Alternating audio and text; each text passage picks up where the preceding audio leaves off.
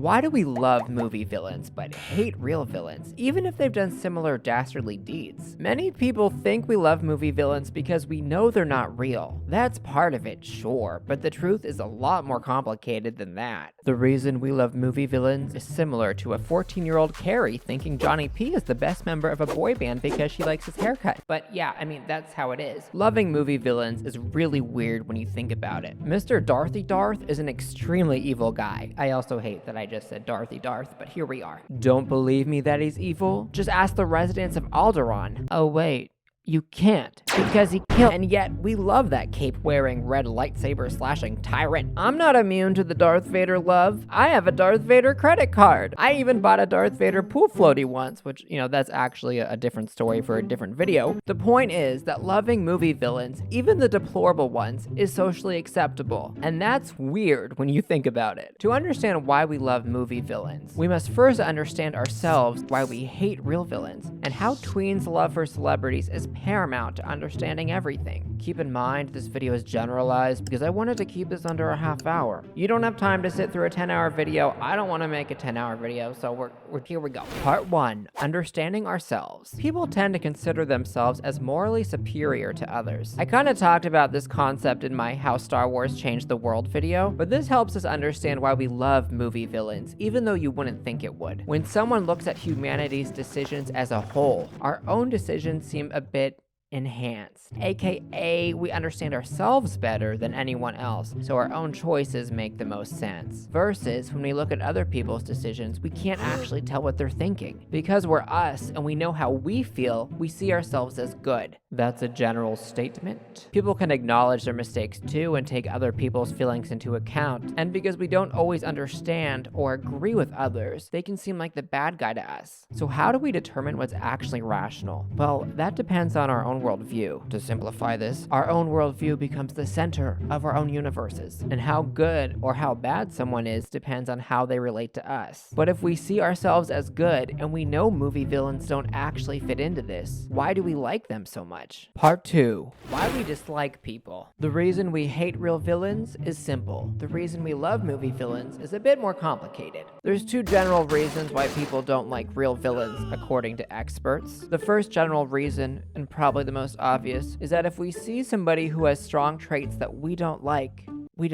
them. Was this groundbreaking information? The second is way more interesting. Let's say you find somebody similar to yourself. They're hardworking, you're hardworking. They're ambitious, you're ambitious. Except they also exemplify traits that you see as negative. Maybe they ask you to do annoying things, like hit that thumbs up button on this video, because the higher the thumbs up to view ratio, the more people that YouTube shows this video to. So if you're enjoying this video, I would sincerely appreciate it. So you and somebody else are both ambitious. Awesome. But let's say that you're ambitious through hard work, and they are ambitious through manipulation. You're not gonna like this person. And the reason why, according to science, is kind of weird. People want others to see them in a positive light. People want to see themselves in a positive light too. So you don't want anyone thinking you're awful, and you don't want to feel awful about yourself. We'll discuss why this is later in the video. But interestingly enough, people tend to dislike people they identify with in some ways, but also have traits they deem as undesirable. You don't necessarily dislike the manipulative person because you don't like them. You don't like the manipulative person because you're thinking of yourself.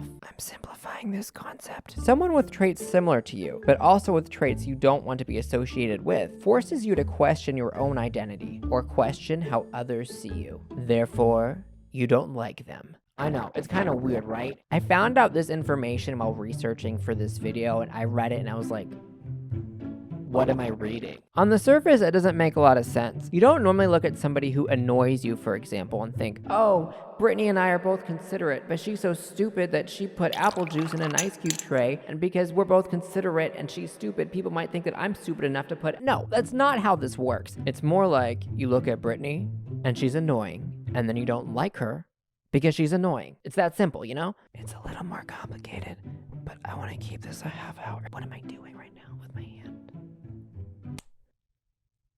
Oh my gosh, my neighbors. Do not look at me. Do not. My neighbors are out the window. Do not look at... No. Don't.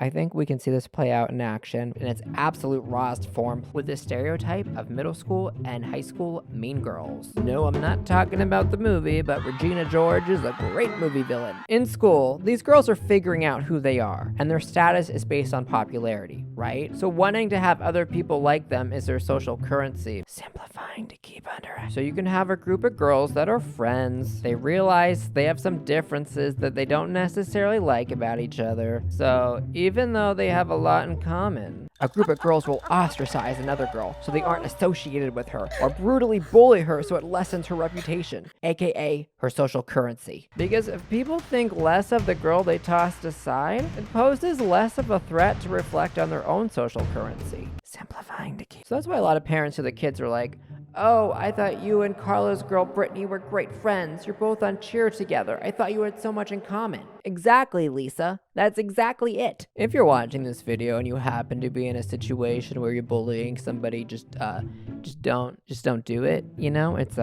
rude. It's bad for society. But back to this video, why do we like movie villains? It's not like we share any similarities with them, so why do we like them? The thing is, we do share similarities with movie villains, and that's exactly why we like them. Part 3, Celebrity Idols. Younger people idolizing celebrities is not a new thing. The earliest of which, on a mass scale, being towards Franz Liszt.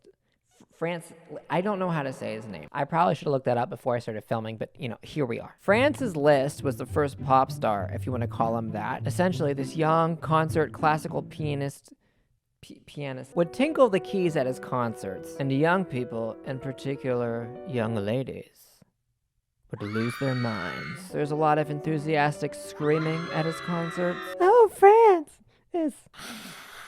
In 1844, this term was coined as Lisztomania. Lisztomania, I don't know how to pronounce his name, I'm sorry. People at the time didn't know what was going on because celebrity hysteria was a new thing. I can't imagine wanting to go to a highbrow classical concert event, wanting to see some classical piano talent, and Sally and Susie in front of you are pushing each other out of the way to get a better view, screaming stuff like, "Oh my gosh, Franz, take off your shirt!" Actually, they were probably more like, "Pardon thee, Francis, please remove thy upper garment so I can see thy chiseled pectorals for my own viewing spectacle." I haven't gone to a concert in a while. I don't know. I don't know what people are screaming. And you're just sitting there at this concert in your finest clothes like, "Excuse me, Sally and Susie, this is supposed to be a fine art classical event. Sit yourselves down and golf clap at the end of each song like the rest of us." So Lisztomania exposed something about human nature that plays into why we love movie villains. Something that has been repeated time and time again and much better understood than when Lisztomania started. But why do people, especially young people, love celebrities so intently? It comes down to identity. Younger people, I'm talking about tweens and teens here, don't always know who they are yet. As part of the human identity process, identity has to be determined on an individual level. Simplifying to keep this under wraps. Little kids' identity is wrapped up in their parents, because it has to be when you rely on your parents for diaper changes, but as they get older, they need to test out their developing personality, but they want to do it somewhere safe, as in, not with their parents. But what? Teens can be mean to their parents and would rather spend time with their friends because they're establishing their own identity? Wow, Jameson Thomas, this is groundbreaking information. Young people need role models that guide them into their own identities, which aids them in their paths of self-discovery. With the way society is, this manifests itself with younger people looking up to athletes, actors, social media influencers, musicians, whatever. Somebody they'll never meet, but somebody they can safely explore themselves through. Take One Direction, for example. A tween in 2011 might have been like, "Harry's the best member, no Niall," with her favorite member of One Direction switching around. The tween in this example can discover what she likes, what she doesn't like, whatever she wants to do, all in this safe space. Like if the tween liked a boy from school, he could reject her because he doesn't like her,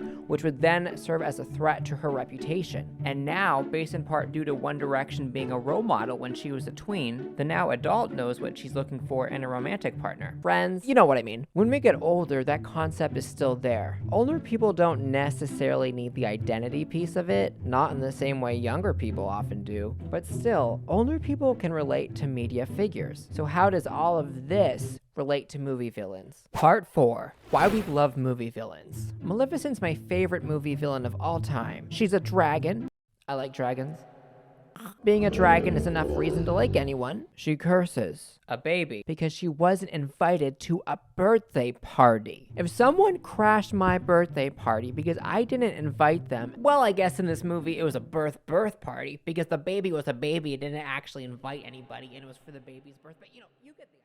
I wouldn't like it in real life, and yet I love when Maleficent does it. But why? Researchers have concluded that when looking at a fictional character, we don't feel threatened by the bad things they do because they're not a threat to our own self-identity. We don't look at villains in the same way we look at real people. Their complexity can make them more interesting to us.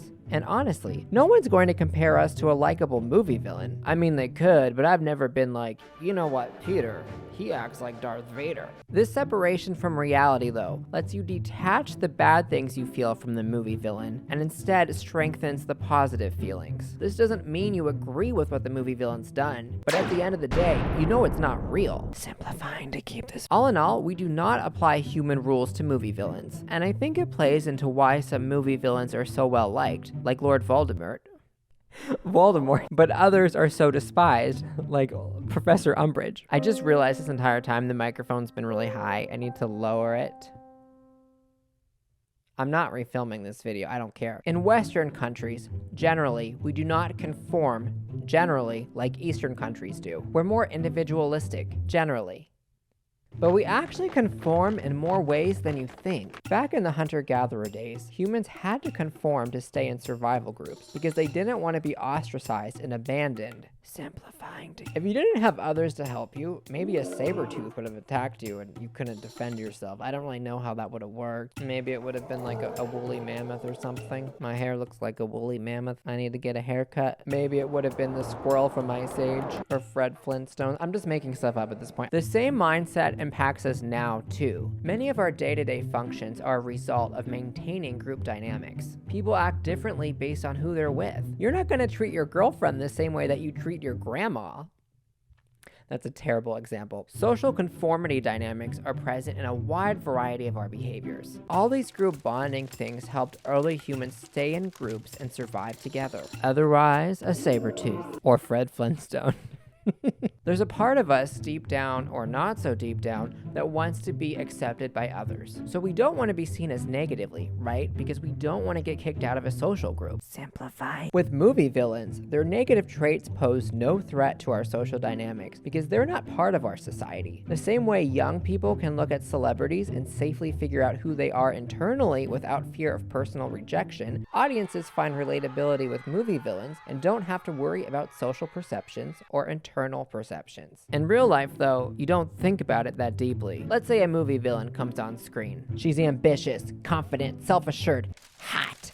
You know, hot because she's on fire, you know, you get it. It's not like you're thinking about anything I just said. You just know you love her. And that's all it is, really. That's why we love movie villains. Because at the end of the day, we just feel it on the inside. But it's not like we love every movie villain. There's some we just despise. Part 5. Larger than life versus closer to life. Researchers aren't really sure why some movie villains are actually hated by nearly everybody, when others are loved. The best and most well-known example I can think of is Professor Dolores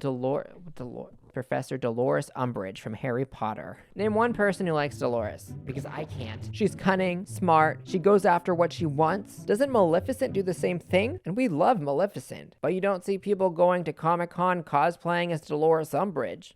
Well, I mean, I'm sure somebody has done it at some point, but like, you know what I mean. Here's my personal theory about this, and I'm interested to hear what you think about it too. If there's a villain that's further from our reality and expresses desirable traits, like perseverance, determination, whatever, the bad things feel more separate from the good traits, and we like them more. But somebody like Dolores Umbridge, her ambition, in my opinion, is intertwined so tightly in undesirable traits we experience from others in our daily lives, from uptight people. These things are so exaggerated in her characterization that she reminds us of people that we actually encounter. If I say, tell me somebody that reminds you of Dolores Umbridge in your life, you're going to come up with a name. We've all had a teacher, a boss, a coworker, a DMV person. But if I say, tell me somebody that reminds you of Maleficent, you can't. I mean, you might have known somebody who, crashed a birthday party and then cursed. All this goes back to the prior point. We don't usually compare real people to likable movie villains, but we can compare real people to unlikable movie villains. And I don't feel like there's that many unlikable movie villains. I really can't think of that many at all.